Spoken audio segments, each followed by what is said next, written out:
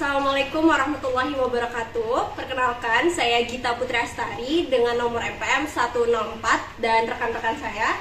Saya Zahra Faradisa Abadi dengan NPM akhir 119. Saya Fiska Nurstiani dengan NPM akhir 116. Saya Feni Radita Melia dengan NPM akhir 113. Pada kesempatan kali ini, kami akan membuat video wawancara terkait tugas akuntansi biaya untuk harga pokok proses dengan perusahaan yang kami pilih, yaitu perusahaan Rocket Chicken. Untuk wawancaranya, silakan simak video berikut ini. Baik, saat ini kami sudah bersama dengan narasumbernya kita. Boleh dong Kak, kenalan dulu siapa namanya? Perkenalkan, nama saya Nabila Aurora. Saat ini saya bekerja di Rocket Chicken sebagai pegawai tetap. Oh, ini narasumber kita kebetulan salah satu karyawan tetap yang ada di Rocket Chicken. Nah, sebelumnya ini Rocket Chicken cabang mana ya Kak? Cabang Jatimulyo. Oh, kalau untuk alamat lengkapnya itu kira-kira di mana? Di daerah Lampung Selatan. Oh, jadi ini Jatimulyo, kalau nggak salah Kecamatan Jati Agung ya Kak, di Lampung Selatan. Nah, untuk di Rocket Chicken itu sendiri, Kakak itu sebagai karyawan tetap kira-kira ada berapa karyawannya yang lain gitu? Karyawannya untuk kasirnya aku ada berempat, untuk yang cooknya juga 4, terus SPV-nya 1. Berarti total ada 9 tenaga kerja. Kalau untuk biaya ataupun sistem penggajian di Rocket Chicken itu apakah per hari, per jam ataupun per bulan gitu Kak? Sistem gajinya sih per hari ya, cuma nanti kita ada gaji pokok, ada gaji hariannya, jadi beda-beda. Oh gitu. Kalau untuk estimasi per harinya itu kenapa dibedain sama yang pokok Kak? Apakah nominalnya beda jauh ketika dibayarnya, berarti kan di akhir bulan gitu kan ya?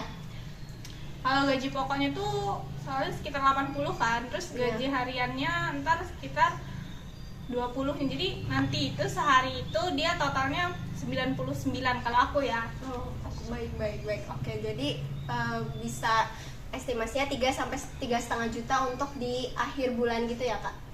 Untuk per orang atau gimana Kak? Iya, untuk per orang tapi nggak sampai segitu.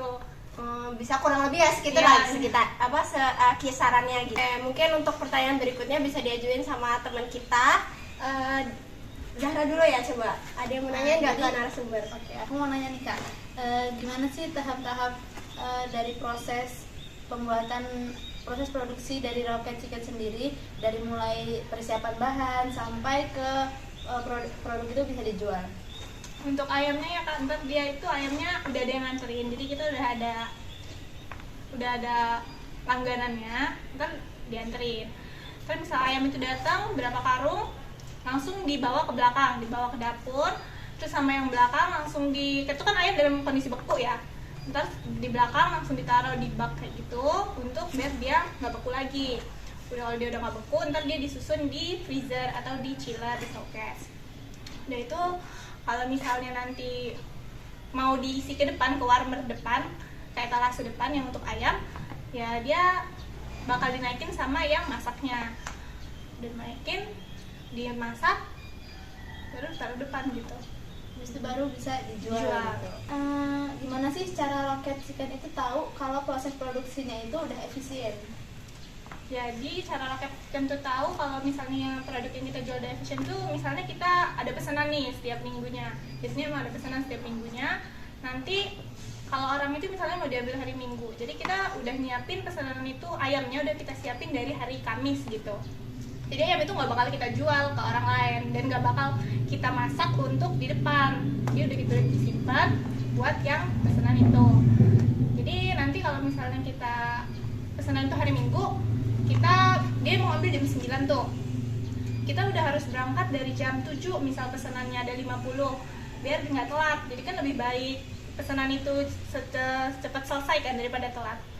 Biasanya misal pesanan jam 9, setengah 9 kita udah harus siap Kak tuh. Jadi emang udah direncanain dengan Iya. baik gitu ya. Oke, terus ada biaya apa aja sih yang dikeluarkan Rocket Chicken selama proses produksi?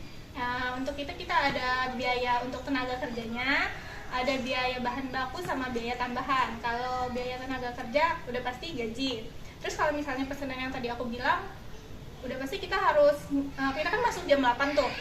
Nanti kalau pesanan itu mau kita siapin dari jam 7 kan berarti kita harus lembur kan. Pasti perusahaan ngasih yang biaya tambahan, biaya lemburnya kan, gaji lembur. Terus kalau biaya bahan baku ya untuk beli ayam, untuk beli tepung, gas, minyak, dan lain-lain.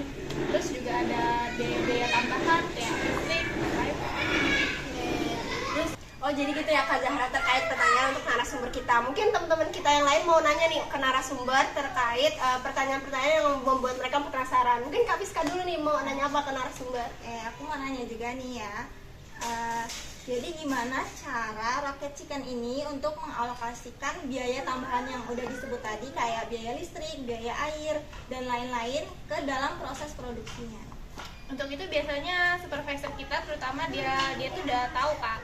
Jadi kayak misal ada pesanan yang kemarin itu 1 juta, ya dia udah bisa mengirain kan. Berarti yang kayak gini juga yang selanjutnya juga bakal kayak gitu. Oh, jadi berdasarkan pengalaman dia. Ya, jadi berdasarkan pesanan-pesanan sebelumnya ya, perkiraan. Terus ada enggak sih cara Rocket Chicken ini untuk nyatet biaya-biaya produksi tadi itu bagaimana? Itu biasanya supervisor itu yang nguruskan supervisor ya. Jadi ntar supervisor itu misal biaya ayam, ntar ayam itu datang dikasih nota ayam, dia langsung nyatet ke laptop misalnya gitu kan. Jadi nanti itu per periode, per minggunya bakal dihitung sama dia, terus dijadiin laporan mingguan gitu. Oh, kalau untuk nyatet biaya-biaya itu ada software khusus nggak buat mencatat atau manual? Ada di laptop, kita biasanya namanya, kita nyebutnya LP, laporan penjualan. Jadi ntar setiap malamnya pun kayak aku nih kasir, kita ngeluarin semua ngeluarin struk yang dari register penjualan hari ini. Jadi ntar yang semua penjualan di struk itu bakal kita salin ke LP tadi gitu. Jadi ntar kan bisa kita lihat per periode paling banyak penjualan apa, yang masuk apa. Berarti udah pakai aplikasi atau apa itu? Enggak, Microsoft. Microsoft Word. Oke, mungkin yang terakhir Kak Feni nih kayaknya udah gak sabar banget ya buat nanya ke narasumber kita. Cuma Kak Feni apa sih yang mau ditanyain ke narasumber kita hari ini? Oke, jadi gimana sih Kak cara Rocket Chicken itu untuk mantau kerugian dari produk cacat ataupun produk gagal? Nah, produk itu apa perlu dicatat atau enggak? Iya, biasanya produk-produk yang gosong atau produk-produk yang rusak lah, itu bakal kita catat dimasukin ke buku. Kalau yang untuk ayam ya, yang masukin cooknya, yang masak, catatan mereka kita LA-in. Jadi produk itu nggak bakal kita pakai lagi, tapi barang itu harus tetap ada. Jadi barang ini harus tetap ada. Jadi kalau suatu saat supervisor ngecek harus sama gitu. Maksudnya catatan itu sama barang yang rusak jumlahnya harus sama. Terus nah, Rocket Chicken itu ada upaya nggak Kak buat menekan biaya produksi tanpa perlu ngorbanin kualitas produknya itu sendiri?